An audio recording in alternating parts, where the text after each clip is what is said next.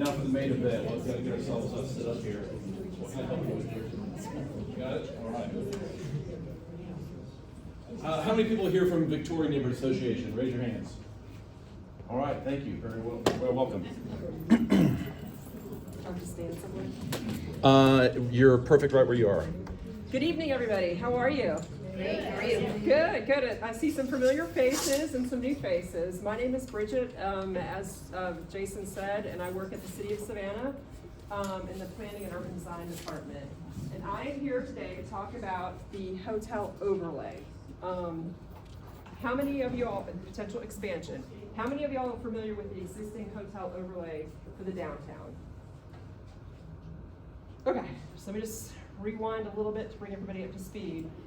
Back in 2017, 2018. Yeah, real quick, show of hands, who took the first survey about hotels that we put out? Okay, so quite a few of you were participated in that. We'll be having another one, but go ahead. Yeah. So back in 2017, 2018, City Council, working with the Metropolitan Planning Commission, put together a study, and that study came through looking at specifically the downtown area and restricting where hotels can actually go. And so what that study came up with is areas of the city or in downtown where no hotels would be allowed, and areas of the city where mid-size up to, I think, 79 rooms, 74, I thought. 74, Yeah. or 75 and above could be placed in the downtown area. A lot of that had to do based on if it was located on an arterial street. Arterial street just means a street that gets a lot of car traffic. And so that has been in place for more than 5 years. It's been successful in guiding where hotel development should go within the downtown area. So just last year, Victoria Neighborhood Association, Thomas Square Neighborhood Association, and Kyler Brownville Neighborhood Association came through and said, hey, we want to do the same thing for our neighborhoods, but we don't want hotels, period. No hotels, period. And so the petition went in front of the Metropolitan Planning Commission, as Chairwoman Jared could attest to. And when it went in front of the commission, there was a lot of discussion, a lot of deliberation. And one of the recommendations that came forth was, let's time out on the petition. Let's go ahead and set up a smaller stakeholder group representative of the neighborhood leadership, as well as the business community to come up, and preservation community as well. To come up with some recommendations to consider. And this was a similar format that was set up when the original hotel overlay was created for the downtown area. So I would say back in October-ish, we had our first meeting, or September, Yes. October, Yes. Where we had our first meeting, and I think we've had 3 or 4 meetings since that time. Metropolitan Planning Commission, Edward Morrow is here, and he's also on the committee to look at this dialogue and this topic that we have in front of us. So I'm gonna get a little bit technical, but I'm also gonna try to stay as general as possible to try to convey this information. As Jason mentioned, this is kind of queuing up to a larger survey that's gonna go out to both neighborhoods, I believe, Yes. and maybe Kyler as well. I think we're just going to open up to everyone and then have a question saying, where do you live? Why are you interested in this? And then we can filter for, who lives where. Yeah. That's great. So I leave that expertise to this guy here. But with no further ado, let me just go ahead and kind of show you what we have here. I have 2 maps with me tonight. This is the first map, which actually shows all 3 of the neighborhood districts. So this is Gwinnett Street for your boundary for the Victorian to Anderson Lane. From Anderson Lane to Victory Drive, and basically East Broad to MLK is the general boundary that we're looking at. For the Kyler area, we're looking at the Martin Luther King Jr. Boulevard, Victory Drive, and Ogeechee Road. And so these are the areas that we have, those 3 neighborhoods. And with these 3 neighborhoods, currently the way the ordinance is written is that there are 2 key zoning districts that allow the development of hotels in this area. They are currently shaded in this blue color and this purple color.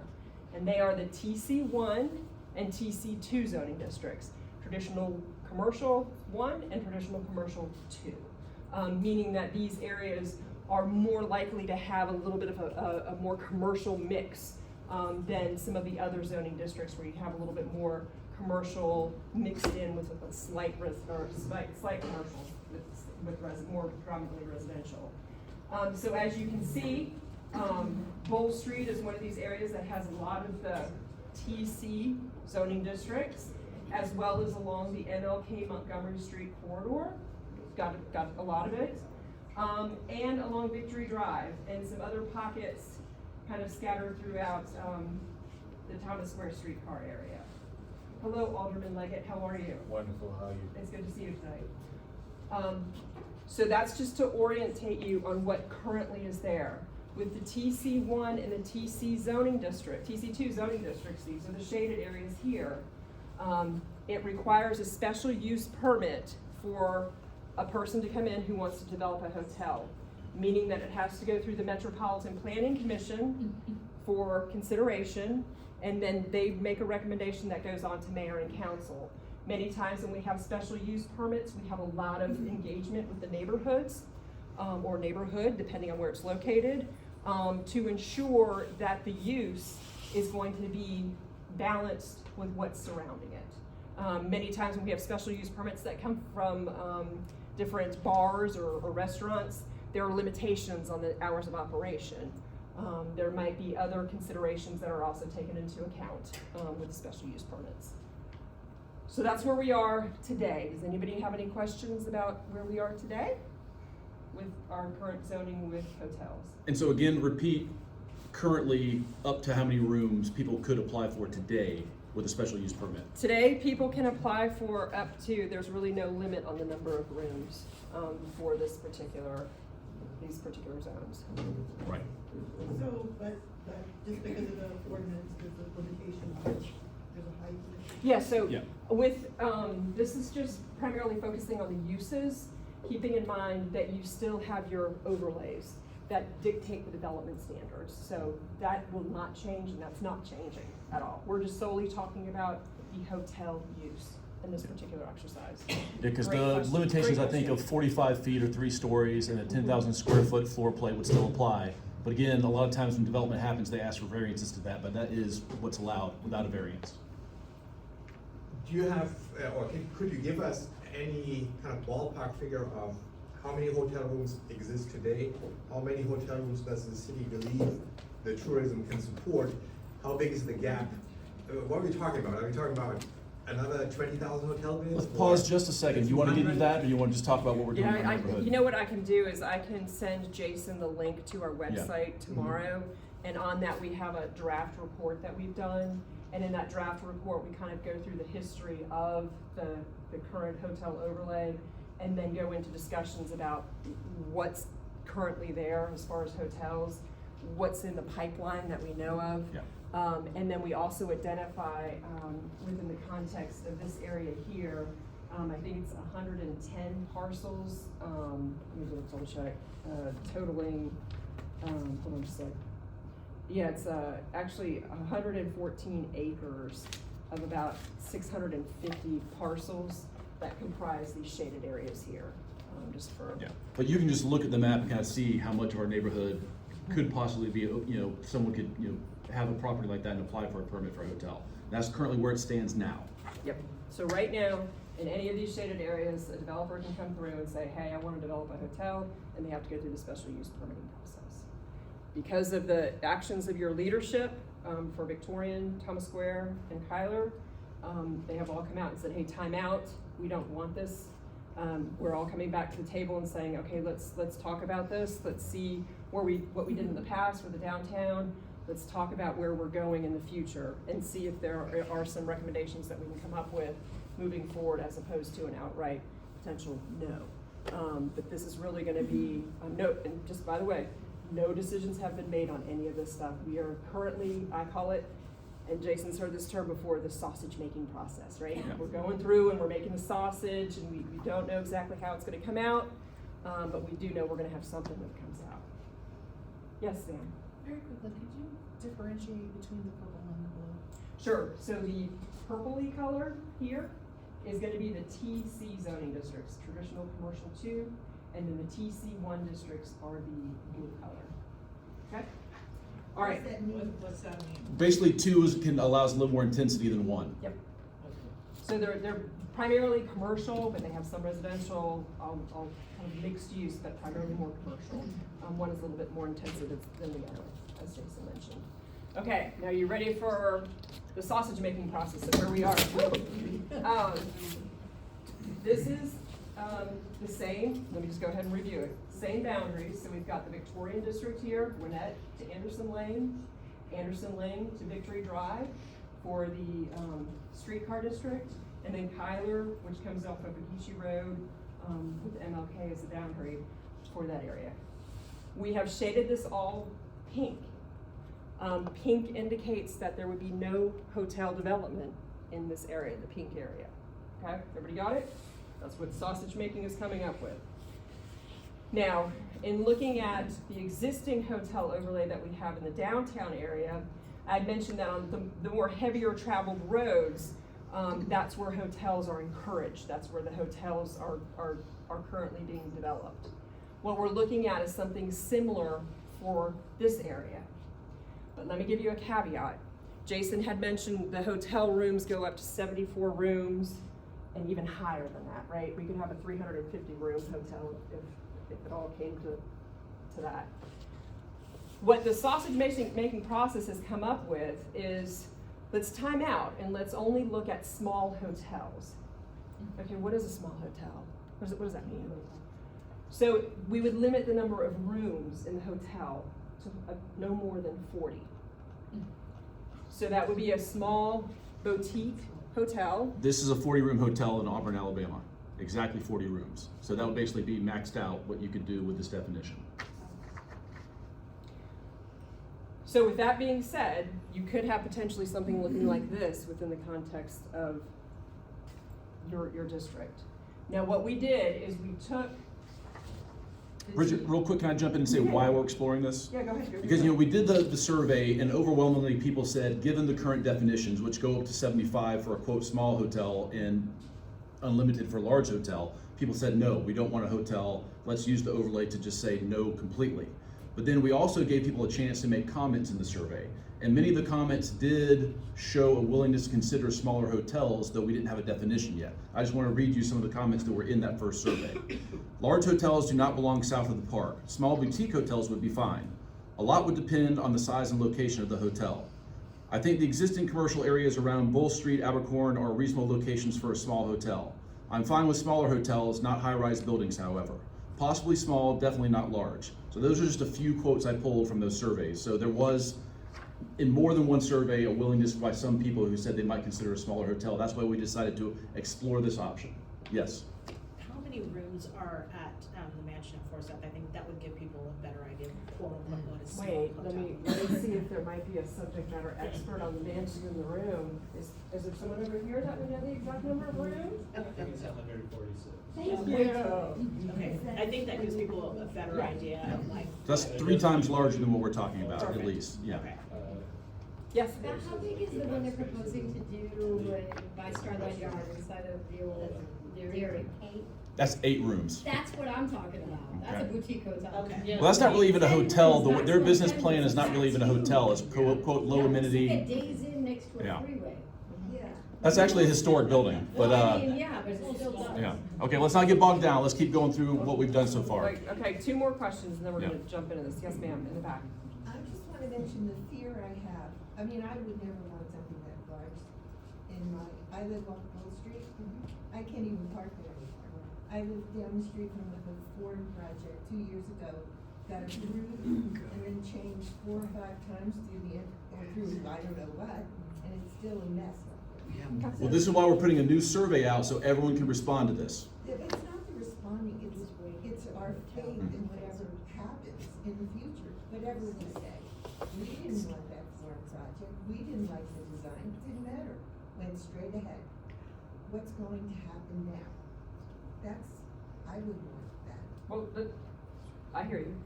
Okay. Put it in, make sure you put it in the survey, but I hear what you're saying. And there was another question? back there? Okay. All right, so in looking at this proposal, that we're considering. Like I said, there would be no hotel development in these pink areas. The reason why is because these areas, number one, aren't zoned TC1 or TC2, but also when we went through here, we were looking specifically at streets that were arterial or streets that had a heavier possibility for hotels. One of them being the MLK corridor. We're looking solely on the east side of the corridor. Kyler Brownsville has come out and said they do not want any hotels in their neighborhood, period. And so we're respecting that right now, but they're also going through the survey process. Correct. So that might get tweaked or that might get changed. We're looking at the Montgomery Street corridor for the possibility of the small hotels. The other two corridors on the northern end are Henry and Anderson, and that would be from MLK to about Abercorn, and then the Bull Street corridor to Victory. Bridget, Yes? excuse me. Just to speak to her point, we're looking at this and we're looking at the corridors, but on both sides of those corridors, we don't have parking because the density is so high, especially in the community. Parking needs to be the first thing that we look at, or how we even think of having a conversation with a developer, because we have major structures going up right now, and we're having another conversation about how these people are gonna park. So Very I good. think this is the conversation that need to be at the forefront when we have a conversation with FEC, and we talk about. And what I will say is that there will, how many of y'all remember the Parking Matters survey that was, or study that was done probably about 5 to 7 years ago? Has it been that long? Boy, time flies when you're having fun. So what I would say is, the City of Savannah is actually looking at updating the Parking Matters study. And as part of that, the areas that are gonna be looked at are from Liberty all the way up to Victory. In this area that we are right now, to look at possible ways of addressing existing parking challenges and projecting into the future on how to deal with those challenges that we'll be facing. So that's a great point, Alderman. Thank you. Yes? Has any fresh perspective of possibly developing the Okeechee corridor that goes all the way down to the Laurel Grove Cemetery as possibly an area that's kind of really not in a good shape to maybe be the area, instead of pounding our area and helping Savannah expand, not just sandwich us on Bull Street? And what I would say is great note. That's something that we are looking at potentially. Corridor study that's going on Okeechee right now, I'm not sure the scope.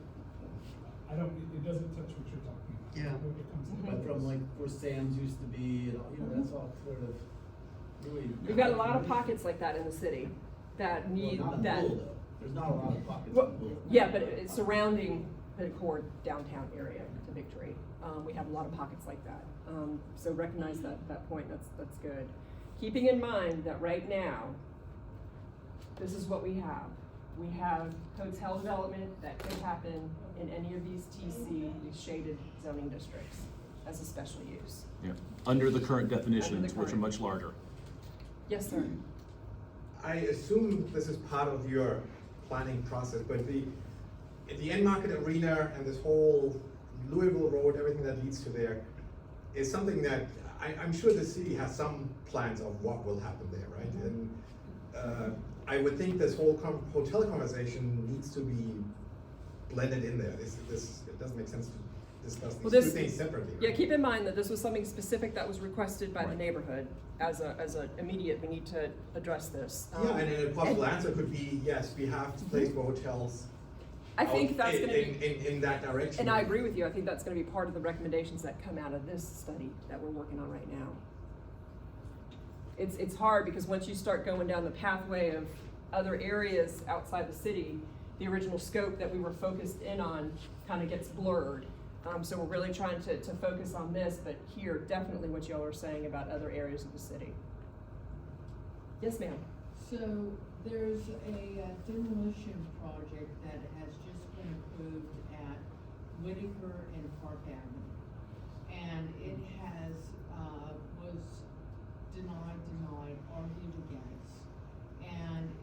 given demolition, contrary to anything that's going on here.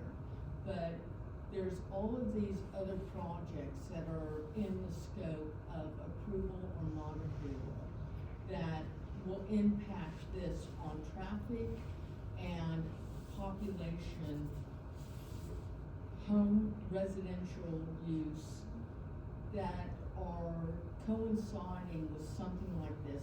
And once you approve or go ahead with something at this scope, you're setting precedents for this to be approved, then somebody will be arguing this to build something new, bigger, and enlarge the scope. So you're opening up a can of worms.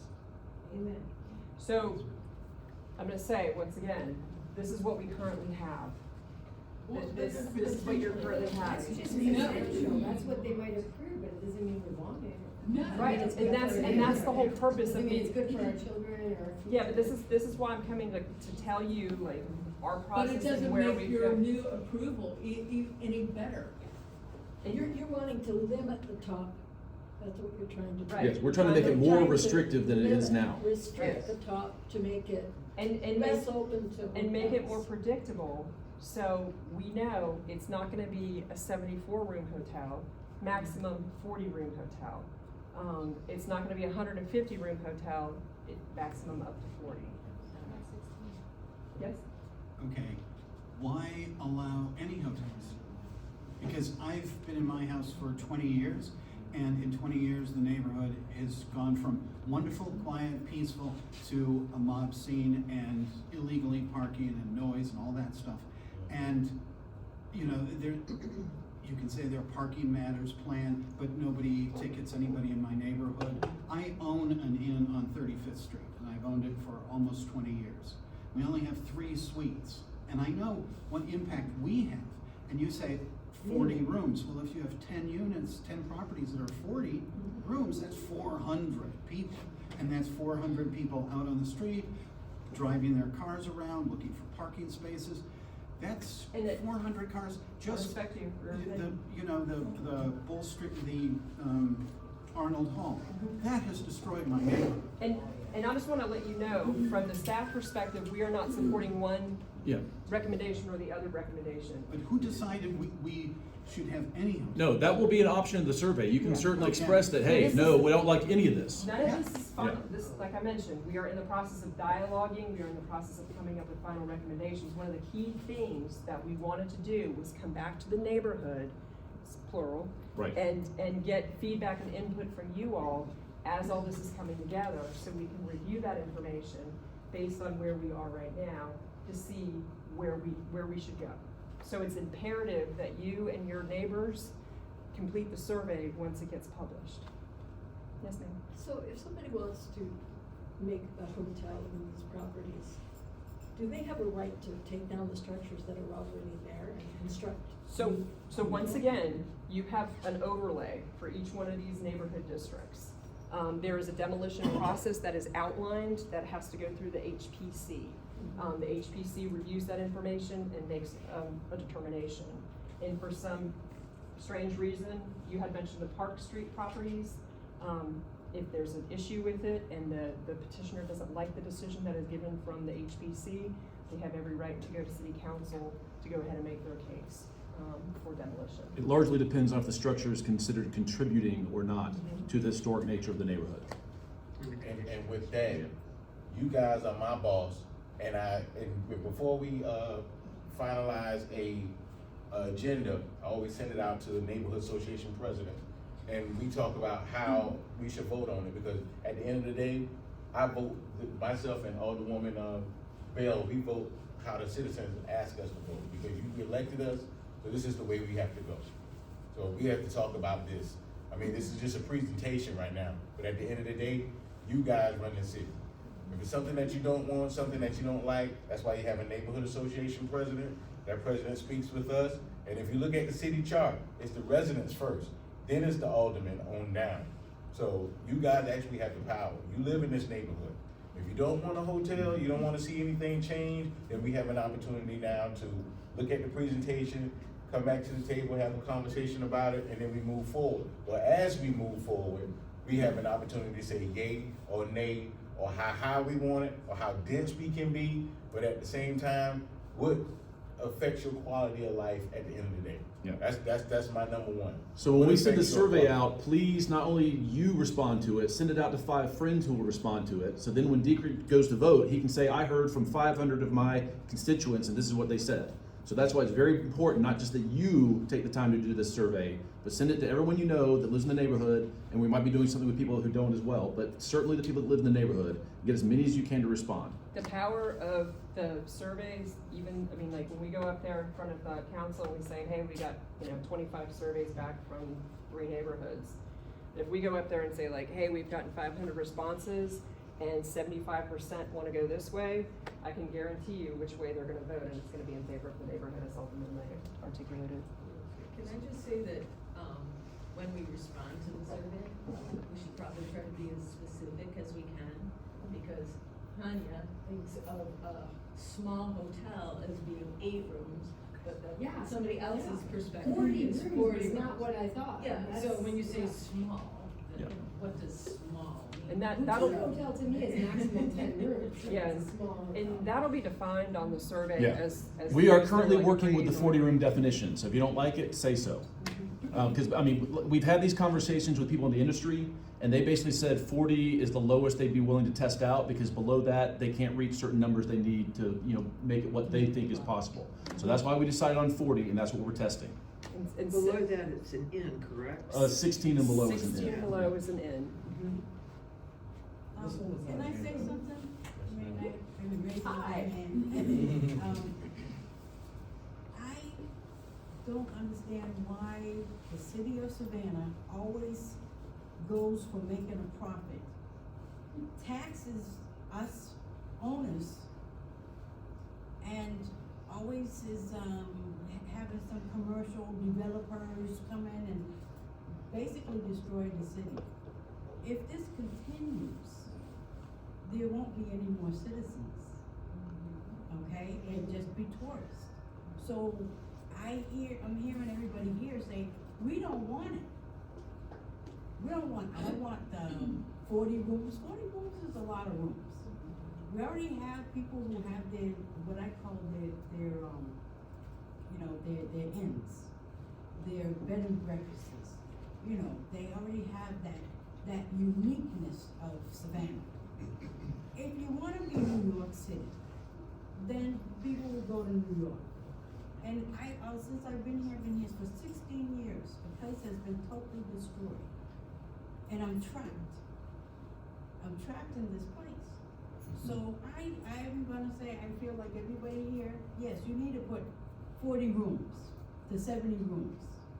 So people will know the amount of people who are gonna be coming in. If that's not, and the survey must go out to everybody, not just a few people. But somehow you have to make sure everybody tell people to print it out and hand it to people. Hey, I've already talked to Say Hey, they're gonna help us out with this, we're gonna get the American Legion to help us out, we're gonna get them out there. Can a survey just be mailed to everybody who lives in these 3 neighborhoods? That would cost a lot of money, I think we're gonna go digital. We can certainly print some out if people need them. How much is a lot of money? We I mean, can, you mail out we can bulk consider that, documents. Yeah. we can consider that suggestion. I get mail from the city all the time. Who gets the survey specifically? I mean, if you're a member of, it's not on Facebook. Well, I mean, we have a mailing list and we encourage people to send it out to their friends, like I was just saying, but we can't mail it to But do you you unless have you've to given be us in your the- email address. Do you have to be in the 3-1, So what we'll, 401 downtown? I think what we're gonna Or- do is we're probably gonna have, and correct me if I'm wrong, Jason, but a link. Yeah. That will get sent out, to members of the different neighborhoods. Well, then we'll also put it on our Facebook chat, we'll have a QR code, Right, yeah. and for those people who don't have, computer access, we'll definitely have printed copies. What I would say is I think the city will definitely post it on our website, so if there are people who want to respond to it, who maybe aren't, part of the neighborhood, they can do that as well. So people can vote on the neighborhood that don't live in the neighborhood? We would ask what neighborhood people live in. Yeah. In the past, we've asked for addresses and kept them, private, but it's information we collect to make sure that we know, that we're not just getting flooded by people outside the neighborhood or something. And typically what happens with the platform that you're using, I think they recognize the URL, so you can only do the survey once, if I'm not mistaken? Correct, yes. Is the survey strictly for residential, or do you give it to commercial? Whoever's members of the Yeah. neighborhood. Well, typically, we've had a question again on surveys saying, are you a resident, or are you a business owner, or are you an employee, et cetera? Because like I said, we'd like to get feedback from as many people as possible, then have questions such that we can filter it and figure out, okay, what do residents think, what do business owners think, et cetera. So really, I'd like to have as many people respond as possible, as long as I can filter it depending on what kind of person is responding. By neighborhood, et cetera. Right. Jason, could we possibly I would volunteer with you, I'm not volunteering you, I would be there. Could we sit out on Bull Street on a Saturday or go to Starland Yard, that way we. Certainly, I mean, if you remember, for several weeks in a row, we sat out at Farmers Market getting people's attention, signatures on this, so yeah. I'll sit right on the corner of Barnard and 39 at the table. Yeah, we can work something out. Let's get as many people to respond as we can, like I said.